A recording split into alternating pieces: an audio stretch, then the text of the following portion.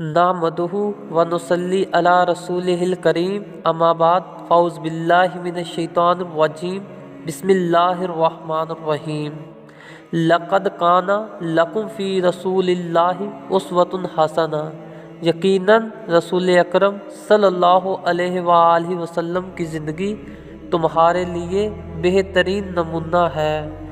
آج ہم ایک ایسا ہی حضور اکرم صلی اللہ علیہ وآلہ وسلم کی حیات طیبہ کا سچا واقعہ بیان کرنے جا رہے ہیں۔ جیسا کہ جنگ بدر میں مسلمانوں کی فتح کے بعد ابو جہل کی نعش کی تلاش شروع ہوئی۔ یہ اگرچہ زخمی ہو چکا تھا لیکن زندگی کی رمق ابھی باقی تھی۔ حضرت انس کی روایت ہے کہ رسول اللہ صلی اللہ علیہ وآلہ وسلم نے بدر کے دن فرمایا کہ ہے کوئی جو ابو جہل کی خبر لائے۔ حضرت عبداللہ بن مسعود رضی اللہ تعالی عنہ نے تعمیل ارشاد میں لاشوں میں جا کر ابو جہل کو ڈھونڈا اور اس کے سینے پر چڑھ کر بیٹھ گئے۔ ابو جہل نے آنکھیں کھولیں اور متکبرانہ انداز میں پوچھا، او بکریوں کے چرانے والے، تجھے یہ جرت کیسے ہوئی کہ میرے اوپر چڑھ کر بیٹھ گئے ہو؟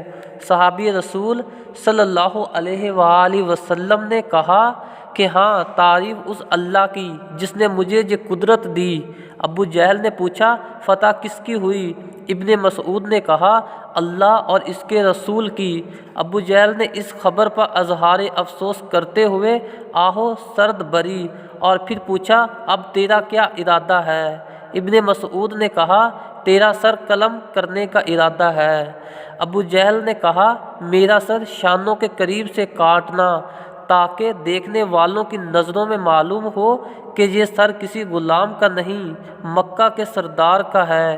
ابن مسعود فرماتے ہیں کہ جب میں ابو جہل کا کٹا ہوا سر حضور اکرم صلی اللہ علیہ وآلہ وسلم کے سامنے لا کر رکھا تو حضور نے فرمایا کہ ابو جہل میری امت کا فرعون تھا جس کا شر فتنہ حضرت موسیٰ علیہ السلام کے فرعون سے بھی بڑا ہوا تھا، اس لیے کہ حضرت موسیٰ علیہ السلام کے فرعون نے مرتے وقت ایمان کا کلمہ تو پڑھ لیا تھا، جبکہ میرے فرعون نے آخری سانس لیتے وقت بھی غرور و تکبر کا اظہار کیا۔